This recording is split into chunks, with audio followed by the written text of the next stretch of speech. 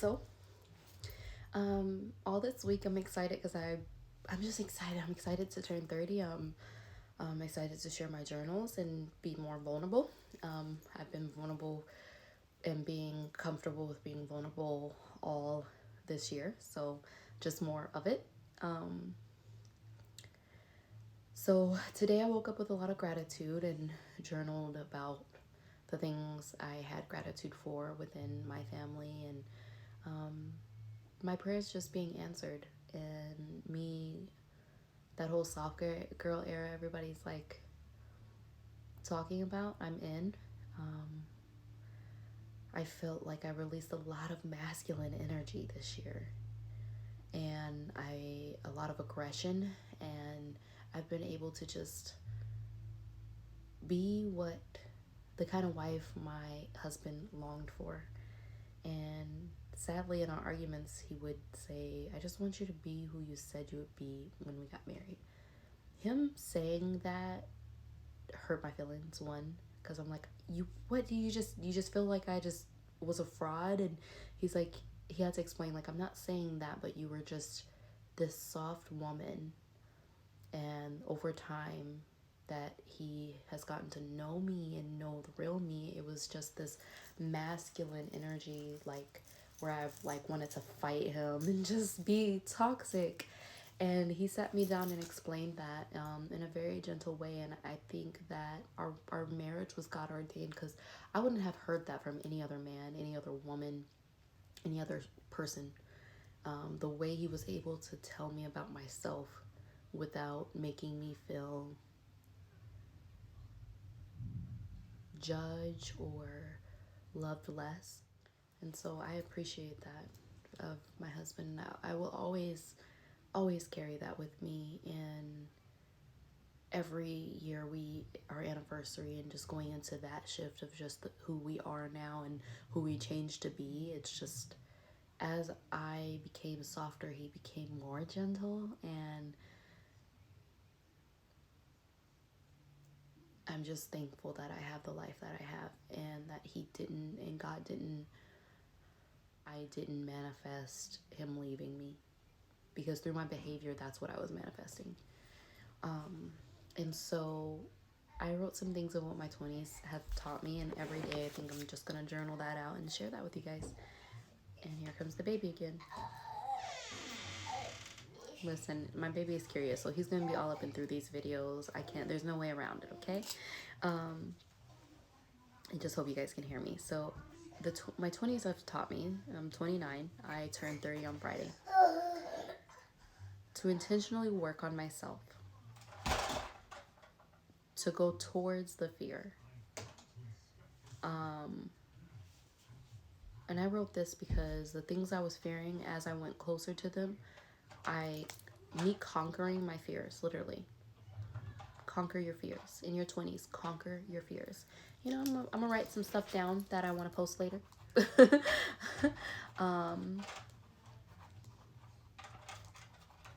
So again, me posting this is not just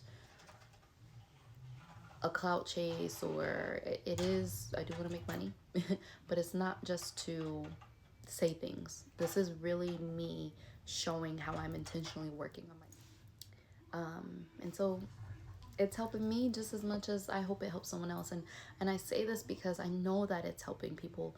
I've gotten personal messages, emails of people saying, thank you, you've helped one person. And the goal when I started my podcast, that was the only goal.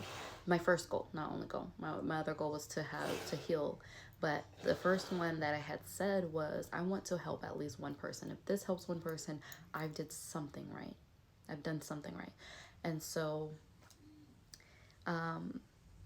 if anyone and I always say this too, but these are lessons that the 20s have taught me. I'm just going to repeat it for those of you who want to like skip forward. To intentionally work on myself, go towards the fear, conquer your fears. If anyone or any situation makes you feel emotionally or physically unsafe, separate or distance yourself from that person. Work on your internal feelings. I suggest getting a feelings wheel and journaling. That's what helped me.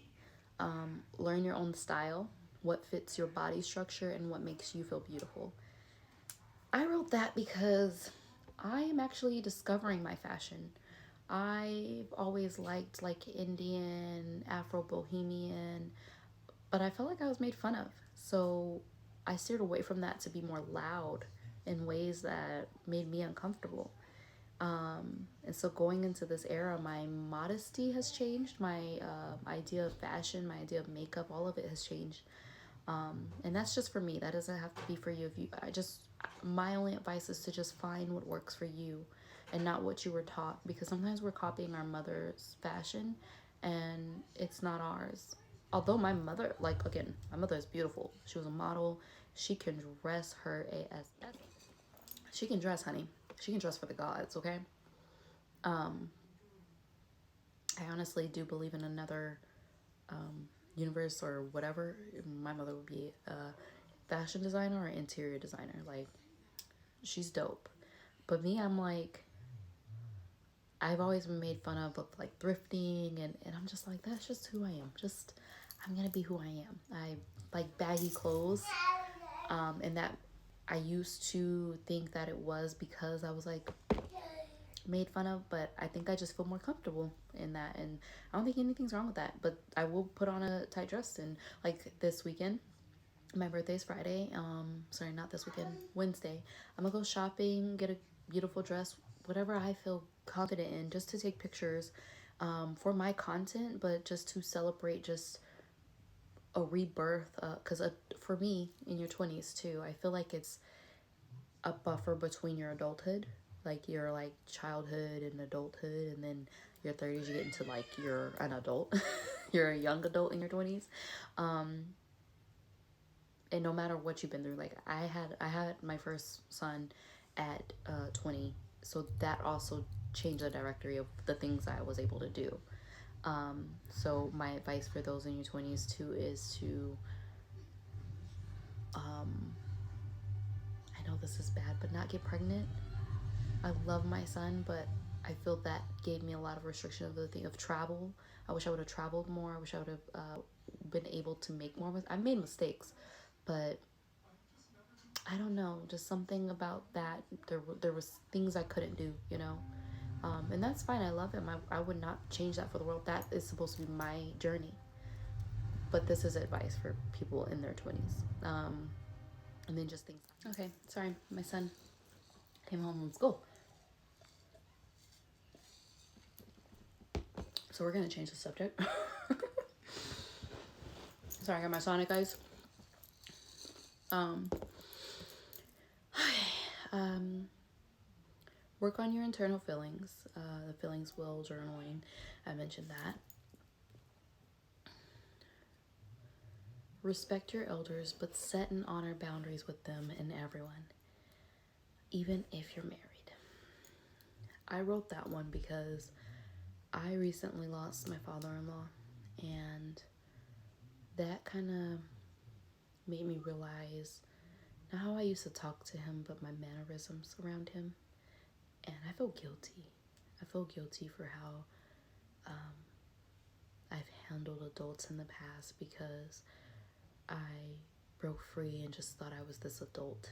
And as I'm getting older, my expectation from younger generation is for that respect to be there. And so I only put that because we are entering in a generation where manners are being forgotten and hierarchy is being forgotten. Now, like I said, if you feel physically, emotionally, or verbally unsafe, just don't be around that person. But to have them get you out of your peace, I think that's more energy. And I think there's an energetic exchange there with not respecting our elders. So what I mean by that is not, you don't have to be around them if you feel like you're not safe, but also respect them enough that, like, if they start raising their voice, I'm not saying sit there, you can leave their presence, but I don't feel like I have to be in a position where I have to raise my voice to an elder. I feel that I can be in my peace of breathing and trying to communicate the way that I know how, and I have learned and rewired myself to communicate with, yes, speaking up and speaking your truth. There's a language that I feel should just be there, not out of respect for them, but out of respect for ourselves. And I know that's hard to wrap around, because it's like, well, I'm gonna meet their energy, I'm gonna match their energy. There's always that. And I used to feel that. But now I just feel like there's more peace in my silence. There's more peace in my no contact boundary. There's more peace in all the boundaries that I adjust as I learn the person, because they may be changing too, and I want to give them the opportunity to change just as I was given the opportunity to change. And so this won't be a long video. That's pretty much all I had for today. Again, I'm gonna be posting every day, so this week, and then I'm praying and going to manifest I can post every day for Vlogmas, because I'm excited. My baby daddy husband, but our Christmas is just, I love Christmas. He loves Christmas. He loves making it happen for the family, and I'm just excited about Christmas shopping for my boys. And they're old enough to kind of get it this year, that with playing with the toys and getting, I don't know, just something about waking up, seeing them play with the toys. And I'm excited we have a big family on my husband's side, and so just getting everyone over here and trying to get them to spend a night for Christmas Eve, waking up. I'm gonna have like a waffle station and a hot chocolate station, so I want to take everyone who's following me, or if it's inspiring anybody or any ideas, or just, I want to take you guys with me on that. I found some nice people on the internet that are becoming friends, and those friends, again, set your boundaries. It's not that we talk every day, but just them commenting on my things, me commenting on their things, just moving up together on that scale of just wanting to inspire and just live our life and put it out there and be vulnerable, that things can be good if you just choose it, you manifest it. And for me, if you guys are new, I always say manifestation is actionable prayers. That's all it is. So also another thing I've learned in my 20s that I just want to share, I don't know, do you have to, I want to say you don't have to be religious to study the Bible, but you really don't. I just suggest getting a study Bible. If you go to my mental health links, and whatever spiritual journey you're on of definition wise, look that definition up in a study Bible and cross-reference, because it's just journals from people that heard that soft whisper. If you're hearing that soft whisper in that pull, you felt that pull to get in this position of this being in this healing era, study Bible. For me, that's worked. It may not be your jam, but if you're here, you probably feel how I'm feeling, right? Again, I want to share some other stuff from my journal of just how I'm feeling going into my 30s. And again, I got a feelings wheel, and I write down how I'm feeling when I don't know the words. And they're simple words, like I am feeling scared, happy, excited, overwhelmed, amazed, fear, anxious, overwhelmed, happy, joyful, liberated, proud, confident, accepted, optimistic, open, inspired, hopeful, and sensitive. That's how I'm feeling going into my 30s. But overall, I'm excited, so I can't wait to just post more. I know I'm making a funny face because this is my excited face.